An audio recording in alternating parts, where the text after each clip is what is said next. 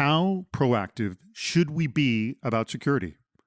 What's the value of threat intelligence versus just having security programs in place with no knowledge of what attackers are trying to do?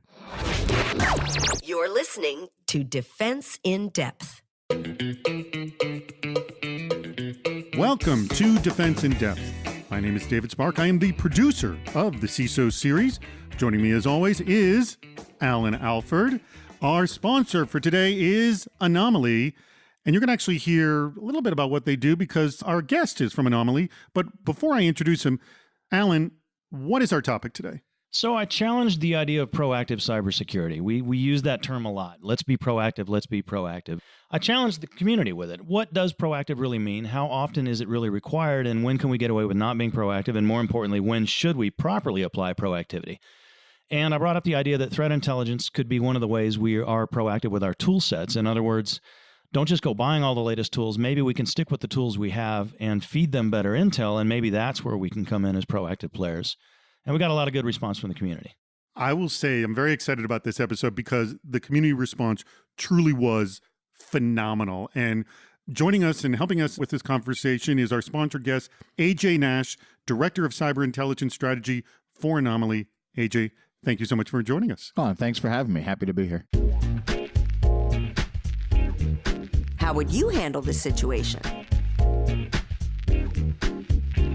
Christophe Foulon of Conquest Federal said, "It's all about understanding your mission.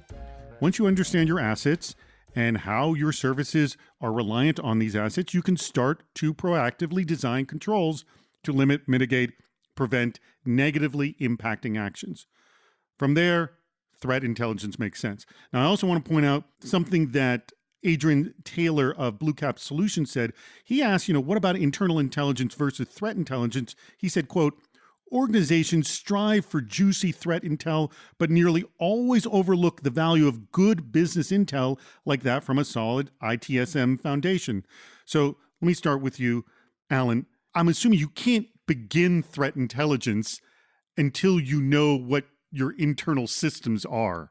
No, I would agree. I think Chris and Adrian are both on a very strong note here of business alignment, right? This is one of the mantras that I always preach, is you have to have security aligned with the business. And I think both of them are in their own way saying, understanding your business, understanding your internal landscape, understanding your internal threat landscape is all critical to being successful as a security practitioner. And AJ, have you had a situation where you were like working with a client that didn't have their own internal systems in place and you're like, I don't recommend starting threat intelligence until you figure out what you got internally, because is that like just throwing continued bad money? Because good threat intelligence with a bad sort of internal systems becomes a waste? Well, we've certainly run into that quite a bit. It's a pretty common problem industry-wide. Pick an industry, it's the same issue. We have lots of organizations that complain about all this intelligence they're paying for, but they don't know how to apply any of it, and they can't get value out of it. And then when you start to ask them, well, where are you on your crown jewels assessment, and how are you on your management of your assets and knowing where everything is? And nobody that I've run into yet has a really solid answer for those questions. So it creates a huge problem when you're trying to get to the point where you can have actionable intelligence and have intelligence relevant to your needs, is making sure you understand your own environment. So what's your bare minimum recommendation before anyone starts threat intelligence? Like, this is a base you have to start with. Well, that's a really interesting question. I think you can do these things in conjunction with one another. I think you can do them in parallel. It's just about understanding and being realistic about the expectations of what you'll get. I've worked with organizations who've built both of these simultaneously. And I don't think you have to necessarily have one to have the other. You just have to understand the value you'll get out of intel. You can start understanding the external environment, know your threats, know your adversaries, know what matters to you, and then be in a position to say, well, how does this affect us? And if you don't have the answer, that's a place you need to start working internally to get those answers. So I don't think you have to do one or the other, but I don't think you're going to get incredible value out of your intelligence until you understand your own environment. Is there something about your environment, Allan, that once this happens, threat intelligence kind of makes a huge leap in sort of value? Oh, absolutely. I think he's totally right here that we need to coordinate the two. You need to have a deep understanding of what the impacts to your world are. You need to have a deep understanding of what your assets are in the first place. You need to essentially have a threat model in your mind. And once the threat intelligence comes along, if you have an appropriate threat model and you have an impact assessment in the back of your mind as well, then all this threat intel is just going to flow through, and it's going to be a magnificent little bit of harmony there. And if you don't have all three of those, I think it's kind of a three-legged stool that's a little wobbly. Who's saving money here? Peter Schawacker of HEO said, quote, proactive is supposed to mean investing in something before the cost goes up. And Joe Pride of Next Era Energy Transmission says, quote, proactive is anything that helps you find and control risk. And John Gilda, Revolutionary Security, also said, quote, it is simply a statement that it says we aspire to not be surprised and to just react when surprises occur. So I want to talk about sort of the economics of proactive security here and what they're saying. How do you make an economic argument for doing this, AJ? Yeah, it's a really good question. And I think all three of these comments hit on different points that are valid to it. We have a lot of folks who ask, where's the ROI on this? And the Which, challenge, by the way, that comes up with everything. like you're not. No, we're not alone. You're not immune to that question that unique. comes up all the time. And the challenge with intelligence is that it can be very difficult to gauge value early on, right? So a lot of times I've talked to organizations that said we really need to reconsider how we're judging the value of intelligence. I look at it much like I look at health insurance, or that I look at physical security. If I run a bank, I've got all these guards and all this equipment, and I do all this physical security to prevent an attack. If I don't have an attack for a couple of years, I don't let my accountant tell me I'm wasting money and shut down my physical security operation, because it's inevitable we're going to be robbed if we do that. And with healthcare, it's the same story. I don't get sick for a few years. I don't decide I don't need health insurance because clearly I'm never going to get sick. It's an inevitability that I'm going to. And I think that's the same thing with cyber intelligence. It's an inevitability at this point. In an interconnected world, bad things are going to happen. Right, but hold it. I'm going to throw in the argument because someone has a different argument in just a second I'll bring up, but why specifically cyber intelligence? Like, yes, we all agree bad things are going to happen, but why am I spending, like, I have, locks on my doors and a security system at home and a camera, but I'm not spending my time figuring out who may actually attack my house. So why is that an economic benefit to know who might attack you? That's a really good question. So, and the piece there is there are others who are doing that for you when you talk about your own home. That's where the police department comes in and things like that. But in our world, we have to be our own defense. So where you have to understand where intelligence fits in is it's about understanding adversaries, understanding the threat landscape and the environment external to you. I often talk to people about a threat being on a left to right scale, right? And in the kinetic world, we used to talk about trying to be left of boom. If the boom is a terrorist attack or a bomb, and if you're to the right, obviously it's a very bad day. So you want to stay left. And it's the same thing in cyber. So the goal here is to stay left of boom because everything right of boom is much harder to fix. It's much more expensive in terms of what it takes really to take care of it, but even beyond that, the brand problems you run into and customer satisfaction issues and things of that nature, especially now with regulators and things like GDPR, for instance. It's far more expensive to wait until something bad happens. We've seen cases where this has happened, where large companies, I'm not going to name names, have had large breaches and then spent tens of millions of dollars on intel after the fact. But I'm still pushing this one thing of, I think we still agree on this, but how would knowing who's going to attack me make my security system better? It's just a really kind of basic question. Yeah, it's a good question. If you understand who's interested in you, then you can dig deeper and understand what they're most likely interested in within your systems, what their most common tactics, techniques, and procedures are, and therefore you can adjust your defenses proactively before they arrive. That's the answer I was looking for. Okay, Allan. And that goes back to Joe. It goes exactly back to what Joe was saying, where he says proactive is anything that helps you find and control risk, right? You can go off the Peter model, which is a purely economic model, really, that he's discussing in terms of investment of proactivity. But at the end of the day, what we're invested in here is risk, right? This is the currency and the commodity of our job. It's risk. And if you can get proactive security to the point where you can identify a potential risk and thwart that potential risk before it even comes in the door, then you've done your job. And that's where threat intel should be ahead of the pack and doing what it needs to be doing for us. I want to bring up something that Douglas Edwards said of Integration Architect. He said, the balance has shifted way too far into detection and less to hardening, including the best hardened architecture. So he argues that, and this is essentially this basic theory of, well, what if I just create a hard architecture, not know who's doing what, and just create the most hardened architecture I could do? So why is that sort of inappropriate thinking, or that's not going to make you more secure? So it ties back for me to that silly meme of the excited person holding up their arms and screaming, whatever it is, all the things, in this case, secure all the things. If your goal is to harden against all possible threats, good luck with that. You're going to be a really, really busy fellow, and you're still going to get hacked out the back door while you're closing the front door. Someone's going to come in the bathroom window while you're locking up the kitchen window. You have to have some predictive capability there. So it's not economically and humanly feasible. This goes into this whole 100% security philosophy we're talking about, which is essentially not attainable. Is this essentially where we're going, AJ? I absolutely agree. We have to accept some level of risk, as he was saying. So the goal here is to be able to minimize risk, to maximize our level of intelligence knowledge so that we can attack the most appropriate things. But there is no perfectly hardened system. I just don't think that's feasible. What's the motivation to fix this problem? Jason Clark, CISO of Netscope, points out that proactive security is always trying to improve, like an athlete or a team training to win the world championship. And Ian Murphy of Lemon Tricks said, quote, "I think it's incumbent on professionals to keep pushing for improvement on all fronts by asking, how can we get better?" So I kind of like these theories on threat modeling and development, is that you're really just sort of training to be a better cybersecurity professional, yes?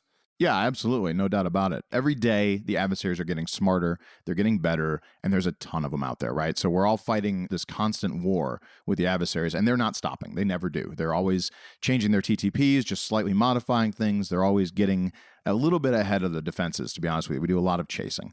So I think both comments are valid in speaking to what we're trying to accomplish, which is getting better all the time. How does this training sort of manifest itself, Allan? So in terms of actual daily practice, I think it manifests in a lot of ways. I think threat intel is one good way to bring it in. I mean, let's say that you've started with a SOC, and let's say that you've got threat hunters, and they want to do better at what they do, right? So today they're doing level X, and tomorrow they want to do level X plus 5.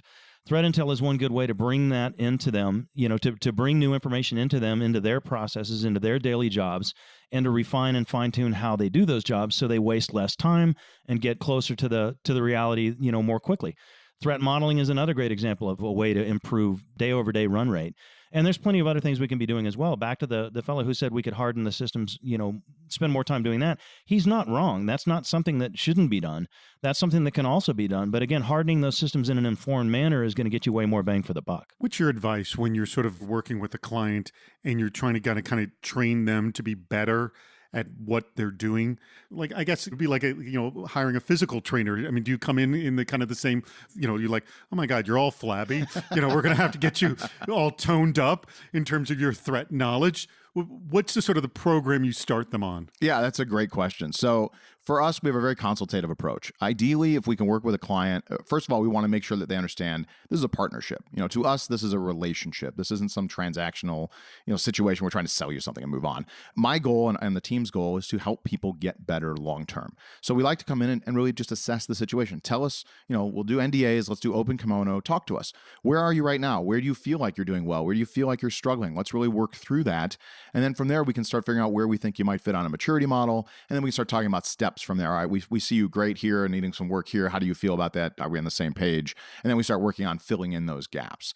So, much like a coach or a trainer, as you said, it's about figuring out where your strengths and weaknesses are. If you have great abs, I'm not going to tell you to do sit-ups, but if your cardio is terrible, let's talk about working on cardio. Let's figure out what's good. Is there a common thing everyone's bad at in terms of threat? Yeah. What is it? Well, first of all, certainly the internal environment. I know we talked about that. I have yet to run into an organization that's really confident in their CMDB or their crown jewels assessment, which is a huge hamstring. So even before threat detection, even before just intel, knowing yeah. what's absolutely. And by the way, that's a whole different department of just sort of discovery that there's great need. But okay, after that level, in terms of sort of understanding who's coming after them. Yep. If you're going to say start here, where should they all start?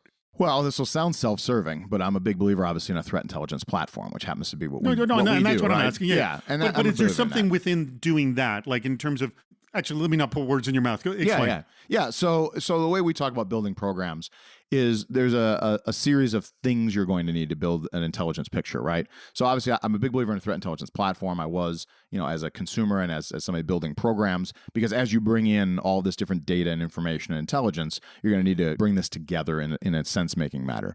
And then from there, you need to come across a really strong open source program, because there's this massive amount of information out there, right? So being able to separate truth from fiction and rumor from speculation from fact, get all these things together, right? So open source is massive. So you need something to do that. You definitely need some deep and dark web capabilities, which normally are separate functions. And then some external telemetry, so you have data to work with beyond your own data. Obviously, then tying that back to whatever your internal SIM is, whatever system you have working there, so you can start getting some context to work with. I think that's, from an access standpoint, that's a minimum. I often talk to people about building programs based on talent, access, and then you have to have some time to do the work. The biggest challenge I see with organizations isn't the access. It isn't about buying feeds or tools or any of the things I just mentioned. Frankly, it's talent. There's a huge talent gap in the industry, and a lot of folks are misidentifying talent. It's not uncommon for somebody to build an Intel program, and the first thing they do is look around the room and go, okay, we need a new director of Intel. Bob's been doing a great job in IR, and he's due for a promotion. Bob, you're the new director of cyber intelligence. And Bob's going to build a cyber intelligence team, and which Bob is really an becomes IR overwhelmed team. pretty fast. Well, or he just builds an IR team. He buys 3 more people that are just like Bob. Bob's really good at what he did, and he builds a good team that just does IR. They don't do Intel. It's important to really make sure you're manning the team properly. And that's a hard skill set to find. So a lot of times I've been known to help people do some of that too.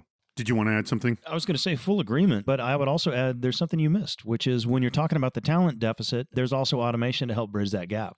Right. And there's APIs and there's calls and there's getting that threat intel fed into the environment in as clean a way that requires the least amount of human overhead possible. So I think there's that factor too.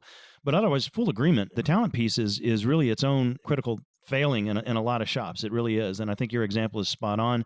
Forensics guys doing IR guys doing threat intel guys doing threat hunting. These are not the same thing. What aspects haven't been considered? I love this quote from Nigel Hedges. He brings up a very good point. He's the CPA Australia. He says, quote, given in the current landscape of cybersecurity management, on the flip side, has anyone tried to position reactive cybersecurity in their strategies? Pretty much no. I mean, we're arguing, should you do proactive? But no one's saying, oh, reactive would be the best way to do it.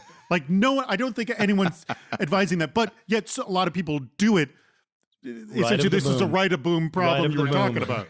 Yeah, this is how everybody actually does it. And I don't think anybody plans to do it as a reactive intelligence or a reactive cybersecurity. I just think that's where it lands a lot of times. If you don't have intel and you don't understand what's coming out, then it's all whack-a-mole. You're on the wire just playing this game of trying to stop things as they happen, and there's millions of things coming in, and you're overloaded with these alerts. A lot of times you just can't figure out which alerts I care about and which ones I shouldn't. It's just an overwhelming amount of data coming at you. But I'd say most organizations in the world really are still working on a reactive cybersecurity model. They're just overwhelmed.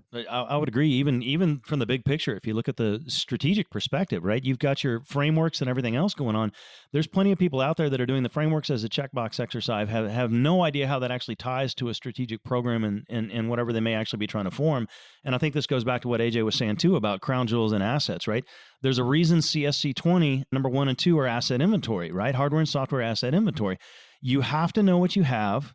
You have to have a plan for what you have, and then you start rolling out that plan. And you need to do it in an informed manner. You have to. Otherwise, you are trapped in that reactive cycle. I want to add something that Thomas W. also said. He said, quote, proactive cybersecurity is all about critical security control. Number 1, visibility. Exactly what you just said. Real-time monitoring. Quoting a colleague, he said, sure, we need to build our castle walls high, and this is actually extending beyond what you said. Build them high, and we need a moat around that castle. But we also need sharks in that moat who are always hungry and always looking. So the idea being, eventually, like if you didn't have the sharks in the moat, eventually someone's going to figure out how to get over that wall. But if you got sharks, that's essentially, like we say on the show, defense in depth, that's an extra level of security. Oh, absolutely. The sharks are the threat hunters, right? So you build the walls, you build all this security that he mentioned here, which a lot of that is done through technology. And then you've got your intel that's feeding that technology and also feeding your hunters, who are those sharks in the water. So if something does sneak through, the sharks are always chasing that down to pick up the pieces. But they've got to know what they're looking for. And that's where intel really feeds those organizations so well, excusing the pun, is being able to be in a position to say, here's what you should be looking for. These are the behaviors you're going to see. If you see this behavior, you need to look in this place next because it's more likely that that's where they're headed next, trying to get ahead of adversaries as they're in that, that kill chain or whatever cycle you're choosing to use. Have you seen any, this can be an anecdotal story, Sure. but one of the fears of running a threat detection program is, oh, this is going to add like another layer of problems, and oh, this is going to make my life so much more difficult, and oh my God. But my feeling is it probably is going to also have the reverse effect if you tune your controls correctly. So like maybe you can tell me a story of a client that like was literally underwater and they developed a threat detection program and they sort of essentially had better control. Yeah, I've certainly seen that. It's interesting. I've seen both sides of this. So when you talk about being in this position where you if you learn too much, you have too much to do. I've definitely seen organizations who choose intentional ignorance. If I don't know about it, I don't have to worry about it. I'm not responsible for it. And my life's a little bit easier if I just live in the dark. And that's great. If you want to live in an apartment full of cockroaches under the carpet and you just want to reach up and look under the carpet and see what's crawling around and you're comfortable with that, that's your life. That's not going to be mine.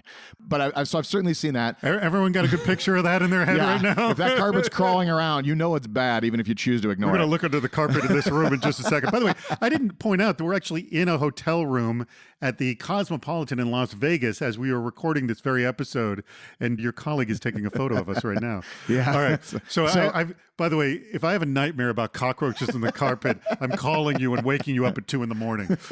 But the flip side of that is we've definitely seen organizations who've been in a position, if you get to a point of maturity, and this isn't easy. This is not an instant problem. You're not going to buy 3 tools and a couple of feeds and turn on a switch and everything's just fixed. There's no magic to this. There's a lot of work that goes into this. But we've definitely seen organizations who get themselves into a position where alert fatigue goes down. All of these alerts they have, now you're tying intel directly to what you're seeing in your SIM, and you're being able to validate which alerts matter and moving them up further on the ladder. So you start being in a position where you're mitigating things that actually matter to your organization as your top priorities, and you can document that. So that gets you back to the discussion with leadership about where's the value. Well, we had 10 million alerts, but we were able to get it down to 1,500, and out of those 1,500, we've now taken care of 800 so far. 800 isn't great out of 10 million, but 800 out of 1,500 is a much better statistic to work with, and we know all 800 of those mattered to us. So we've seen organizations work in that fashion. Yeah, this is the Windex approach, I call it, right? This is, you've heard me talk about before, the dirty pane of glass, right? Everybody sold us on the single pane, the single pane, the single pane. You feed everything you have into this single pane of glass, and oh my God, you're overwhelmed with noise, and trying to ascertain the signal becomes impossible. Anything you can do to spray a little Windex on that glass and clean it up some more is of benefit, and I think Threat Intel is one of those bottles of Windex. And have you found with working with teams, with the Threat Intel program, has lives become easier or more complicated, and why either way? I've found them get easier, not more complicated. And in what way? Well, so at the end of the day, you've got your analysts, right? You got tier 1 through 3, and 3 may be the hunters, or you may even have a 4th tier of hunters. But you've got people who are riding the sim. They're living on that console. That's what they do all day. And they'll see an event, and they'll see an incident, right? They'll see an activity. They'll look at the activity to determine if it's really an event, if the event is really an incident. And sometimes you'll spend a whole day as an analyst drilling down and drilling down and drilling down and getting absolutely nowhere on something that turned out to be nothing in the first place. If someone can filter that and triage that and steer you in a better direction so you waste fewer days just mindlessly going down rabbit holes that have no rabbits, your life is going to be so much better. Yeah, I absolutely agree with that. That's exactly what we see, right? Now, another piece to this, just to turn it a little bit, is beyond what we've been talking about this the whole time, right? Very tactical, very technical, very SOC oriented. So again, with that proactive approach, what a lot of folks don't talk about with intelligence is where it goes beyond that. Where cyber intelligence can help you with physical security. There's a lot of physical security threats that manifest in cyberspace and can be a real engagement point for the physical security team to get ahead of the curve. Or let's talk about M&A. A lot of organizations want to buy something, and when they do due diligence, all they talk about is, well, is the bottom line good with the company? Do they have any lawsuits coming? But they don't bother to go through the details an intel organization can do to tell you, well, this company actually farms out a third of their work to this area of the country or area of the world that may be unsafe for us to be doing business in. So you can get into M&A, you can get into procurement. A lot of organizations have issues. Well, we procured this software, we put it throughout our systems, and it turns out there's a huge risk we didn't know anything about because the procurement discussion was really about cost and effectiveness of use, not some of the risks that go with it, or it was just kind of a cursory risk assessment. So there's a lot of areas, again, as we talk about value of intelligence. One of the areas I try to push with organizations is think beyond just your SOC, because this will help develop your value proposition as well. Intel is not a cheap game. It's effective and it's useful, and we can prove there's value in it, and it's worth doing. But you got to look beyond just your SOC in some of those value cases. All right, quick comment to wrap this up. Tying this into one of our earlier podcasts from just a few weeks ago, remember when we had Perry on the show, and we were talking about cyber harassment. What was her number one recommended trick to find out if you're going to be the subject of a cyber harassment? Go Google yourself. She's basically exhibiting an instance there of threat intel for physical security. Excellent point. Well, by the way, all those topics, good topics for future episodes. I want to thank you, AJ, and I'm going to let you speak in just a moment, for being on the show. And I also want to thank Anomali for sponsoring this episode and, in general, being a great sponsor of the CISO Series and Defense in Depth. Allan, any comments you'd like to say? Hey, just wanted to thank AJ for coming out. This was a fun one. Also wanted to say hey to the Black Cap community. We'll be working the floor over the next couple of days. David and I will be there. And come say hello. This is going to drop after Black Hat. So that's right. You're not going to hear it. That's right. This is all after that. So in that case, it was great to have met you all. AJ, any last comment? And please plug Anomali, anything you'd like to say. Yeah, absolutely. Well, first, thanks for having me. I really appreciate it. This was a lot of fun. I'm hoping we can do some more of these conversations because I think they're really valuable to the community. And frankly, I learn something every time I do something like this.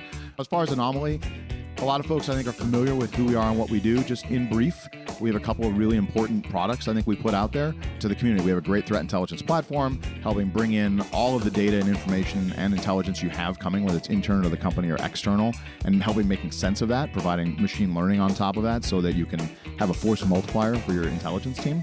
And then we also have a product called Anomali Enterprise that can connect what's going on in your SIM, what's going on in your environment with intelligence to give you something, that cleaner Windexed picture we talked about, right? Being in a position where instead of having a million alerts and just going, well, what do I work on first? Being in a position where intelligence is tied to those. You can say, well, these alerts matter to you more. This adversary is more interested in you. You have these specific threats and vulnerabilities to worry about. So we bring that all together into a complete picture. And then the last piece, which is the part I'm most excited about, to be honest with you, is the consultative approach that we have, where we can come on site and work with organizations. Do you have a team and you want to see where you stand? Great, let's have that chat. You have nothing and you're just thinking, maybe I want to do Intel someday? Great, let's have that discussion as well. I really enjoy working with organizations around the world, any industry, to just have that discussion. You know, I got a long background in Intel. It's my passion. It's our team's passion as a whole. It certainly isn't just me. And we really enjoy getting out there and just helping people. You know, as I said, this is a war. You know, I don't want to overstate it. People aren't dying, thankfully, in cyber. But this is going on constantly all the time. This is the silent, hidden war.